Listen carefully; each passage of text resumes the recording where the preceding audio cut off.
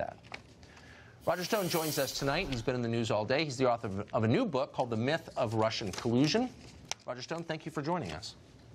Thank you. Good to be here, Tucker. I'm a little tired, but I'm glad to be here. So just to get the mechanics of what happened this morning out of the way, we've seen the tape shot by CNN, which remarkably was across the street from your house very early this morning, and we saw the very large number of armed federal agents bringing you out of the house. Is there something we don't know? Do you have an arsenal at home? Had you made threats against prosecutors, threats of violence? I mean, is there context that we don't have? No. First of all, it's disconcerting that CNN was aware that I would be arrested before my lawyers were informed. So that's disturbing. If it was a dangerous situation, which would merit the SWAT team, well, then CNN's cameraman would be in danger. I don't know why they would be allowed to be there. I had no firearm in the house. I don't have a permit for a firearm. I don't own a firearm. Only my wife, my 2 dogs, and my 3 cats were at home. I'm not a flight risk. In fact, I think my passport has expired, or it will expire in a few days. I have no record of criminal past. And frankly, they just could have contacted my attorney, and I would have voluntarily turned myself in. The proof of this is that only hours later, the judge granted me a $250,000 surety bond, meaning on my signature with no funds put forward, because I'm not a flight risk. And as far as the government's contention that they were concerned that I would destroy evidence, they've been in my email and my text messages and my phone calls for 2 years. Probably longer, because the New York Times reported on January 20th, 17, that I was among 3 people in the Trump campaign under active surveillance. Hopefully we'll learn something about that in discovery of this case. So that's actually, that gets right to the heart of the charges against you, which are primarily for lying to Congress. And one of the things that you're accused of lying to Congress about is whether or not there was any evidence, you had evidence of communication between you and an intermediary and Julian Assange. Did you lie about that? Again, given that you knew that they had your electronic communications and would know the answer already, wouldn't that be a stupid thing to lie about? What is this charge about? Yes, indeed. It's really simple. I did forget that I had text messages from an old cell phone that were entirely exculpatory, which proved that everything I had said about Credico being my source regarding the significance and the October release date of the WikiLeaks material was accurate.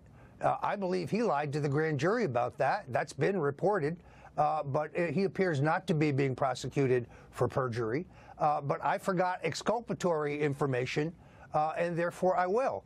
If anybody had bothered to read my my website, The Stone Cold Truth, they would know that I basically refuted and documented the refutation of virtually every charge in this indictment. The indictment is thin indeed. So what is this about? It's about silencing me. There's a war on alternative media. There's a war where they're trying to criminalize political expression. There's a war where they're trying to criminalize free speech. The efforts to shut down my show at InfoWars, the efforts to silence Alex Jones, who's one of my greatest supporters and proponents, are part of this war. So I intend to plead not guilty. I believe I will be vindicated. It's funny to watch Preet Bharara on CNN say this is a slam dunk, calls me a liar. Here's a guy who a federal judge lashed for lying in the William Walton case. You're the liar, Preet. So, and then watching reporters jump to conclusions, Tucker, and say, oh, well, the Trump campaign official who directed Stone to find out about WikiLeaks was Donald Trump. No, it was not. There are several things in here in the indictment that are simply not true. So who was it if it wasn't the president? Who is? Well, I have to speculate about that, because since it never happened, it appears to me that they have composed testimony for someone. Perhaps Rick Gates, perhaps Steve Bannon, perhaps someone is bearing false witness against me. But knowing what's in my email and my text messages, there is no corroboration whatsoever for this. And as for my email exchange with Steve Bannon, everything I told him in the exchange was publicly reported information. Politico reported that after Assange announced on October 1st that he had nothing that day but would have releases every week for the next 10 weeks, and that all information on the election, pertaining to the election, would be released in the weeks before the election. That was public information. It had also been reported that Assange had security concerns that day. So the two things I told Bannon were public information, not the slightest bit controversial. When and how did you learn that WikiLeaks had these stolen emails? When Julian Assange said it on CNN on July 22nd, 2016, and then repeated it on Fox on August 24th. This was not a state secret.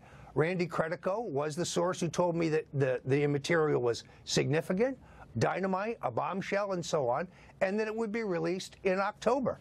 There's also, I think, a reference to Dr. Corsi in here, Dr. Jerome Corsi, who told me in an email when he was in Italy, August 2nd, that the WikiLeaks disclosures would come shortly thereafter, and there'd be another one immediately after that in August. That all turned out to be incorrect.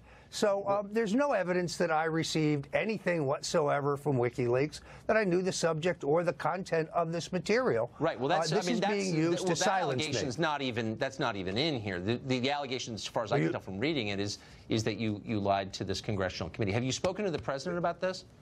I have not, but again, if you watch CNN or MSNBC, you wouldn't know that, because they act as if Stone act as the conduit between the Trump campaign and WikiLeaks, or between Donald Trump and WikiLeaks. When the president answered the written interrogatories, he correctly and honestly said, Roger Stone and I never discussed this, and we never did. So it's clear. I mean, it's clear from reading the indictment, and you've been saying it for at least a year, that the feds were spying on your texts. There's no question about it. I don't think there's any question. I agree, based on the indictment that they released today. So, given that they're reading all of your texts, you text with a huge, I happen to know, a huge number of journalists, including me, and some of them, work for CNN, even maybe. All of those texts were being read by a federal prosecutor. What do you think those journalists, some of whom are talking about this case right now on TV, think of that? That's the amazing thing, is the press is not coming out and standing up against this war against free expression, this war against the First Amendment, which is really a war against the press. Look, Tucker, I think we both know the game here. Wear Stone down financially, make sure that he's broke so that he has to plead guilty to these charges, even though he didn't commit them, and then try to flip me against the president. I'm facing $2 million now in potential legal fees. People can go to stonedefensefund.com to help me, stonedefensefund.com. I'm in for the fight of my life, but I will not quit. I will not fold. I will not bend. I will not bear false witness against the president. I intend to fight, because this indictment is fabricated. This indictment is thin as can be. My attorneys are highly confident that they can win an acquittal if I can get a fair trial in the District of Columbia. What are the potential consequences you face? What are your lawyers telling you they believe prosecutors will push for in terms of a sentence? It's impossible to say. They have not yet had discussion. The only other thing I do want to say is the FBI agents this morning were extraordinarily courteous after the initial confrontation in which I was handcuffed. But I was then taken to the federal courthouse, where I was shackled, hand and foot, and went through and had to sit in the holding cell before the judge. The judge was eminently fair, issuing bond. I'm restricted in my travel. I can only travel to the District of Columbia, New York City, and southern Florida. But I'm not a flight risk. I'm 66 years old. And I'm essentially broke since the leaks from the special counsel's office over the last 2 years have dried up my consulting business, since the censorship and shadow banning on Facebook have substantially dried up my book sales. As you know, I had to end my life and health insurance in December because I couldn't meet the premiums anymore. Every dollar I scrape up has to go to this fight, but still I fight on. I mean, do you notice a theme here? It seems like everyone who gets ground up in the gears of this investigation lacks the resources to really fight back. I mean, I noticed that no one called Podesta has been pulled into this, but it's you who can't afford health insurance. It's Papadopoulos, who seems broke. It's Carter Page. Who do you expect the prosecutor will indict next, if anyone? Where's this going? Well, I have no idea. They seem to be in hot pursuit of Dr. Jerry Corsi. Dr. Corsi said a number of things about me that are not true, but he says he won't testify against the president. I have the emails and text messages and metadata to prove that many of the allegations he's made against me are not true. But he clearly is referred to, blindly, of course, in this indictment. But I'm sorry to interrupt, but I mean, just take 3 steps back. Who cares? No offense to Jerome Corsi, who seems like a nice guy, but does anyone in America believe that Jerome Corsi is in any way or any sense a threat to American national security or our way of life or democracy? I mean, is he? It seems crazy. I don't think so, nor do I think that legitimate political or journalistic inquiry regarding what the topic of the WikiLeaks disclosures is should be criminalized. I never received any purloined material, and no, I never knew that John Podesta's emails had been stolen in advance, and my tweet is not a reference to that. And a research memo that Jerry Corsi wrote me regarding the Podesta's extensive and lucrative business dealings in Russia is not part of a cover-up because no cover-up was required. So let me ask you the last question. When you watch the clip that we played, I don't know if you had time to watch the coverage of you on television today, or you read the internet and see people cheering for you to get raped in prison, or people celebrating your indictment. What do you make of that? Where does that come from?